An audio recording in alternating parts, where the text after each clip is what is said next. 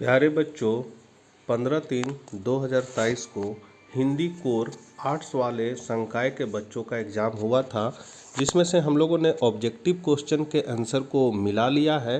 अब हम लोग सब्जेक्टिव क्वेश्चन के प्रश्नों को देख लेंगे। ये आने वाले बच्चों के लिए भी इम्पोर्टेंट है, जो 11 से 12 में जा रहे हैं, तो वे भी ध्यान से देख सकते हैं। तो यहाँ पर आपका विषय निष्ठ है, 40 नंबर इसमें भी आएगा। आपका निर्देश दिया हुआ है, इसको पढ़ लेना है। यहाँ क्वेश्चन है, निम्नलिखित गद्यांश को पढ़कर पूछे गए प्रश्नों के उत्तर लिखिए। तो इसको कहानी को पढ़ लीजिएगा, क्वेश्चन में दिया हुआ, या फिर मेरे साइट में भी उपलब्ध है क्वेश्चन, वहाँ से देख सकते हैं। सीधे हम लोग इसका क्वेश्चन आंसर पे चलते हैं। तो उपयुक्त गद्यांश के लिए उपयुक्त शीर्षक दीजिए। तो यहाँ पर आप लोग देख सकते हैं, जब इसको पढ़िएगा तो इसमें संवाद बहुत जगह लिखा हुआ है, तो इसीलिए इसका उपयुक्त शीर्षक संवाद हो गया। हम संवाद की आत्मा तक प्रायः क्यों नहीं पहुंच पाते? तो यहाँ पर होगा इसका आंसर। यहाँ देखिए लिखा हुआ है, दूसरे की बात काटने के लिए, उसे समाधान सुलझाने के लिए हम उतावले होते हैं, और इस उतावलापन संवाद की आत्मा तक हमें पहुँचने नहीं देता। तो यहाँ से यहाँ तक आंसर होगा, वही चीज़ यहाँ लिखा हुआ है। फिर है, संवाद की सफलता का मूल मंत्र क्या है? तो ध्यान और धैर्य से सुनना पवित्र आध्यात्मिक कार्य है और संवाद की सफलता का मूल मंत्र है। तो यहाँ पर देखिए आपका लिखा हुआ है, ध्यान और धैर्य से सुनना आध्यात्मिक कार्य है और संवाद की सफलता का मूल मंत्र है। अभिव्यक्ति और माध्यम से है, राष्ट्र के निर्माण में युवा शक्ति की भूमिका बताए। तो इस पर आपको निबंध लिखना है, तो प्रस्तावना दीजिएगा। फिर युवा वर्ग और उसकी शक्ति है, थोड़ा लंबा है इसलिए इसको हम थोड़ा बढ़ा दे रहे हैं।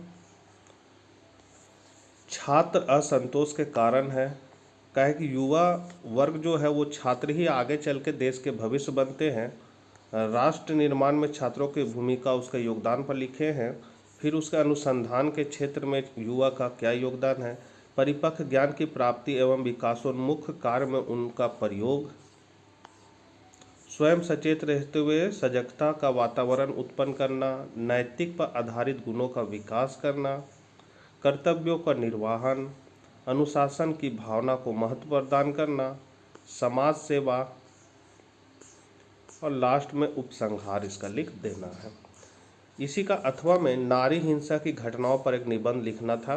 तो निबंध थोड़ा लंबा है, तो इसलिए हम इसको थोड़ा बढ़ा दे रहे हैं। आप लोग इसको देख लीजिए, हम धीरे धीरे ही बढ़ा दे रहे हैं।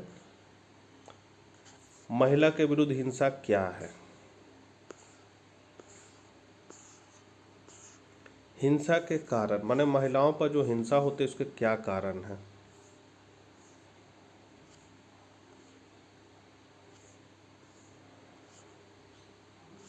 फिर है निष्कर्ष, निष्कर्ष दे देना है।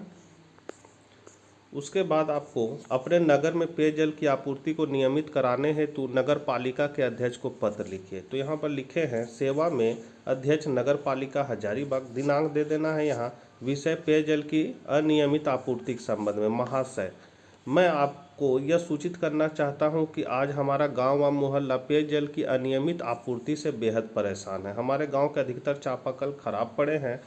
घर के बाहर लगे नलों में भी 10 से 15 दिनों तक पानी नहीं आता, और अगर पानी आता भी है तो आधे घंटे के लिए ही आता है। पेयजल की कमी के कारण लोग आधी रात से ही पानी भरने के लिए बाल्टी, बर्तन आदि लेकर लाइनों में घंटों खड़े रहते हैं। नल से पानी भरने के दौरान लोगों में लड़ाई भी हो जाती है। अतः श्रीमान से मेरी सविनय प्रार्थना कि इस मोहल्ले गांव में पेयजल आपूर्ति नियमित करने की कृपा करें। आपके इस उचित कार्य के लिए हम सभी आपका बहुत आभारी रहेंगे। धन्यवाद। भवदी, ये अपना नाम लिख देना, जगह लिख देना। उसके बाद है, समाचार लेखन के 6 ककार कौन कौन से हैं? तो समाचार लेखन के लिए 6 सूचनाओं का प्रयोग किया जाता है। ये 6 सूचनाएं क्या हुआ, कब हुआ, किसके मतलब कौन साथ हुआ, कहाँ हुआ, क्यों और कैसे हुआ, प्रश्नों के उत्तर में प्राप्त होती है। यही 6 ककार कहलाते हैं। इनमें से प्रथम 4 ककार क्या, कब, कौन, कहाँ सूचनात्मक व अंतिम 2 ककार क्यों, कैसे विवरणात्मक होते हैं। समाचार को प्रभावी एवं पूर्ण बनाने के लिए इन 6 ककारों का प्रयोग किया जाता है। प्रथम 4 ककार समाचार का इंट्रो मतलब मुखड़ा, व अंतिम 2 ककार बॉडी व समापन को निर्माण करते हैं। फिर है, अपने मित्र को ग्रीष्म अवकाश साथ व्यतीत करने के लिए निमंत्रित कीजिए।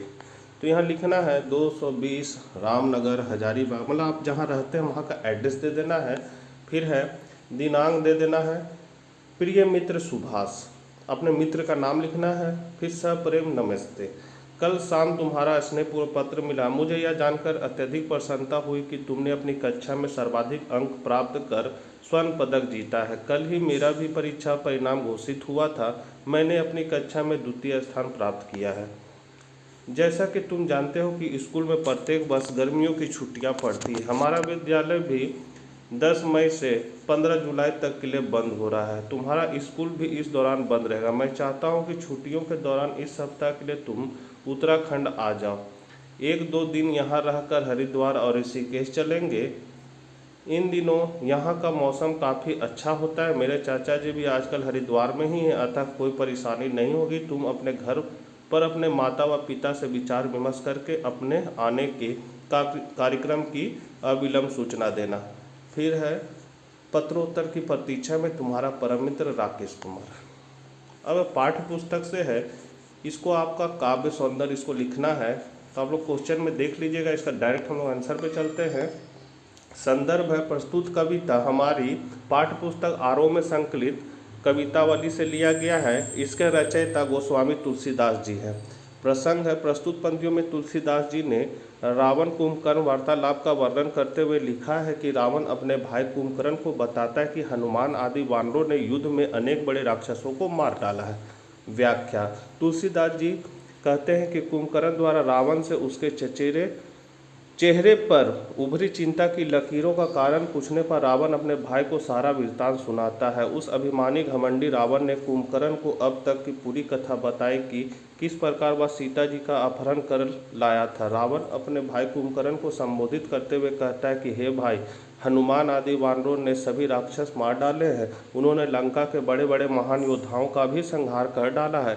युद्ध में हुई क्षति का वर्णन करते हुए रावण आगे कहता है कि दुमुख, देवांतक, नारांतक, भारी योद्धा, अतिकाय और अकंपन तथा महोदर सरीखे वीर योद्धा युद्ध भूमि में पृथ्वी पर मरे पड़े हैं। काव्य सौंदर्य है तो हनुमान आदि वानरों द्वारा लंका के बड़े बड़े महान योद्धाओं का वध करने की बात कही गई है। चौपाई छंद है। महा में पुनरुक्तान प्रकाश अलंकार है। कथा कहीं एवं अतिकाय अकंपन में अनुप्रास की छटा है। वीर रस विद्यमान है। तत्सम शब्दावली युक्त अवधि भाषा है। इसी का यहाँ पर है एक और ख नंबर, इसका प्रसंग व्याख्या है। प्रसंग है प्रस्तुत काव्यांश हमारी पाठ्य पुस्तक में संकलित कवि हरिवंश राय बच्चन की कविता आत्म परिचय से लिया गया है। इस अंश में कवि सत्य की खोज में लगे लोगों को नादान बताते हुए ज्ञान के अंधकार से मुक्त होने का संदेश दे रहा है। व्याख्या, कवि कहता है कि उसके मन पर जवानी का पागलपन सवार है। वह अपनी मस्ती में घूमता रहता है। इस दीवानेपन के कारण उसे अनेक दुख भी मिले हैं। वह इन दुखों को उठाए हुए घूमता है। कवि को जब किसी प्रिय की याद आ जाती है तो उसे बाहर से हंसा जाती है, परंतु उसका मन रो देता है, अर्थात याद आने पर कवि मन व्याकुल हो जाता है। कवि कहता है कि इस संसार में लोगों ने जीवन सत्य को जानने की कोशिश की, परंतु कोई भी सत्य नहीं जान पाया। इस कारण हर व्यक्ति नादानी करता दिखाई देता है।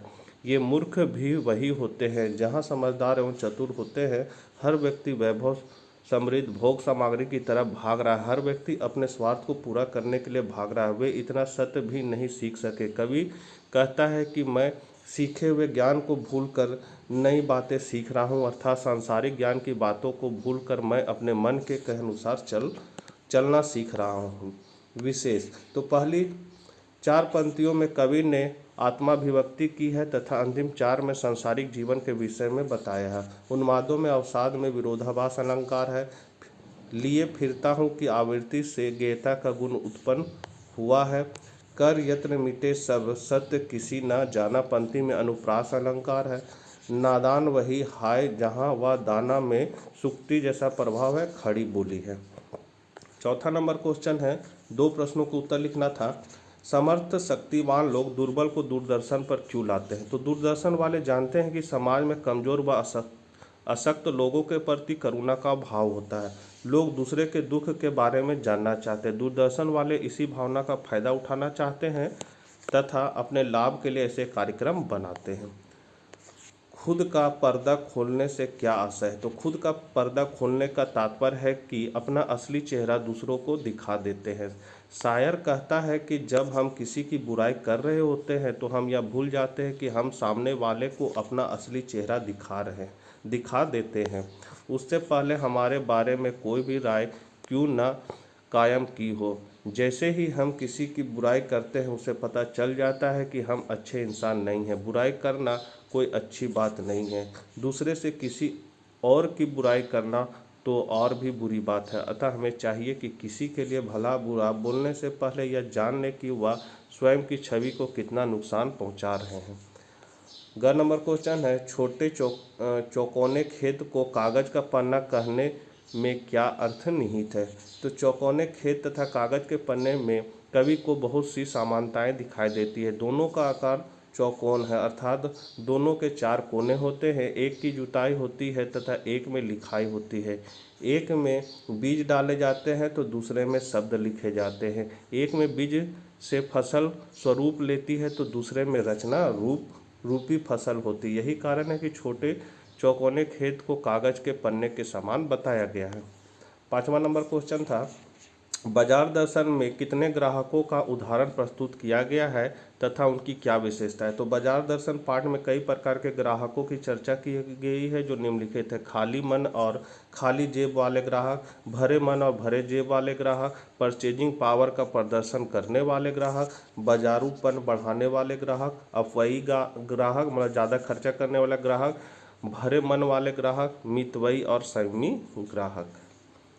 भक्तिन द्वारा शास्त्र के प्रश्न को सुविधा से सुलझा लेने का क्या उदाहरण लेखिका ने दिया है? तो लेखिका के अनुसार भक्तिन शास्त्र के प्रश्न को अपनी सुविधा से सुलझा लेती। उदाहरण के लिए भक्तिन द्वारा यह कहना कि तीरथ गया मुड़वाए सिद्ध, लेखिका भक्तिन के इस जवाब में कुछ नहीं कह पाती। लेखिका भक्तिन को मना करती है कि वह अपना सिर नहीं मुड़वाए। भक्तिन को लेखिका की यह बात अच्छी नहीं लगती, अतः अपने सिर मुड़वाने की बात को सही साबित करने के लिए वह शास्त्र का सहारा लेती। लेकिन जब अपनी जिज्ञासा जानने के लिए उसे पूछती है कि क्या लिखा है तो वह यह बात कह देती है कि वह तीरथ गए मुड़ाए सिद्ध। लेखिका उसकी इस बात का विरोध नहीं कर पाती है। लेखिका भी इस विषय में असमंजस की स्थिति में पड़ जाती है। अतः इस आधार पर कहा जा सकता है कि भक्तिन द्वारा शास्त्र के प्रश्न को सुविधा से सुलझा लेती है।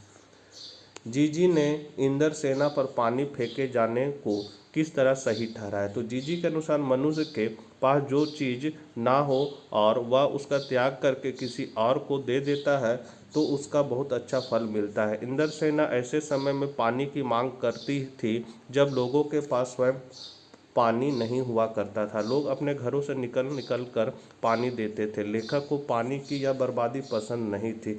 वह अपनी जीजी को ऐसा करने से मना करता था। जब जीजी ने समझाया कि मनुष्य जब स्वयं त्याग करता है तो वह ईश्वर को विवश कर देता है, ईश्वर उसके त्याग से प्रसन्न होकर उसे इनाम देते हैं। उसके बाद हरिवंश राय बच्चन और डॉक्टर हजारी प्रसाद द्विवेदी की 2 रचनाओं के नाम लिखिए। तो हरिवंश राय बच्चन का है धार के इधर उधर और मधुशाला, जो मधुशाला बहुत फेमस है। डॉक्टर हजारी प्रसाद द्विवेदी का है अशोक के फूल और कुटज। सेक्शन डी से है यशोधर बाबू परिवार के बावजूद स्वयं को अधूरा क्यों मानते थे? तो यशोधर बाबू पुरानी परंपराओं को मानने वाले थे जबकि उनका सारा परिवार आधुनिक विचारधारा का है। पीढ़ीगत अंतराल के कारण परिवार के साथ तालमेल ना बिठा पाने के कारण वह स्वयं को अधूरा समझते थे। इसी का 8वां में क्वेश्चन था, सिंधु घाटी सभ्यता मूलतः खेतिहर और पशुपालक सभ्यता थी, स्पष्ट करें। तो सिंधु घाटी की सभ्यता के संबंध में कुछ विद्वानों का मानना है कि वह मूलतः खेतिहर और पशुपालक सभ्यता ही थी, जबकि कुछ का भ्रम था कि यहाँ अनाज नहीं उपजाया जाता था, उसका आयात ही होता था। यह सोच का ही अंतर था। यहाँ लोहा शुरू में नहीं था पर पत्थर और तांबे की बहुयात थी। पत्थर सिंध में ही था, तांबे की खानें राजस्थान में थी। इनके उपकरण खेती बाड़ी में प्रयोग किए जाते थे। कुछ भी हो, विद्वानों का मानना है कि यहाँ ज्वार बाजरा और रागी की उपज होती थी। लोग खजूर खरबूजे और अंगूर उगाते थे, झाड़ियों से बेर जमा करते थे। कपास की खेती भी होती थी। कपास को छोड़कर बाकी सभी बीज मिले हैं। इसके अलावा यहाँ के लोग पशु भी पालते थे, मतलब पशु, यहाँ पशु हो जाएगा, पशु भी पालते थे और दूध का सही उपयोग करते थे। इन आधारों पर कहा जा सकता है कि सिंधु घाटी की सभ्यता मूलतः खेती और पशुपालक सभ्यता थी। 8वां है एन के परिवार को अज्ञातवास में जाने के लिए क्यों मजबूर होना पड़ा। तो एन के पिता हॉलैंड में रहते थे, वहां पर जर्मन शासक हिटलर का प्रभाव स्थापित हो गया था। हॉलैंड में रहने वाले यहूदी परिवारों को भी हिटलर की नक्सलवादी जहर का प्रभाव झेलना पड़ा। हजारों यहूदी नाजी यातना शिविरों में बंद कर दिए गए थे। एन का परिवार भी यहूदी धर्म का अनुयायी था। कुछ समय तक इस परिवार का जीवन समान ढंग से चलता रहा। एक दिन एन को अपनी बड़ी बहन मार्गरेट से पता चलता है कि उसके पापा को एएसएस से बुलाए जाने का नोटिस मिला है। यह बुलावा यातना का बुलावा होता था।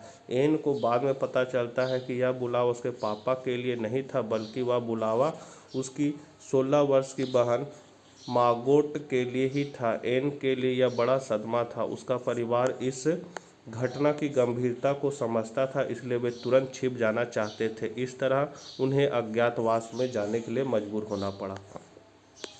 जूल शीर्षक कहानी के आधार पर बताएं कि प्रारंभ में लेखक किस तरह कविताएं लिखा करता था। तो लेखक की पाठशाला में मराठी के अध्यापक सौंदलगेकर से संपर्क होता है। वह स्वयं एक अच्छे कवि और रसिक व्यक्ति थे। उनके कविता पाठन के तरीके ने लेखक को प्रभावित किया। लेखक आरंभ में कविता का उच्चारण उनके अंदाज में कहता है। धीरे धीरे वह कविताओं को दूसरे रूप में गाना आरंभ करता है। इस तरह जब वह प्रवीणता हासिल कर लेता है तो वह स्वयं कविता रचना आरंभ कर देता है। पहले वह तुकबंदी करता है, परंतु अभ्यास करने पर वह स्वयं एक अच्छा कवि बन जाता है। आरंभ में सौंदलगेकर उनकी प्रतिभा को निखारने में उसकी सहायता करते हैं। वह नायक को उस समय की कवियों के बारे में बताते हैं, जिससे लेखक के मन में कवियों के प्रति संदेह समाप्त हो जाता है और उसका आत्मविश्वास बढ़ता है। इस प्रकार उसमें स्वयं कविता रच लेने का आत्मविश्वास पैदा होता है। तो ये थे आपके एग्ज़ाम में पूछे प्रश्नों के उत्तर। आशा करते हैं आप लोग अच्छा एग्ज़ाम लिखे होंगे, बाकी विषय का भी अच्छा लिखिएगा। तो मिलते हैं इन्हीं शुभकामनाओं के साथ, तब तक आज्ञा दीजिए। Bye bye.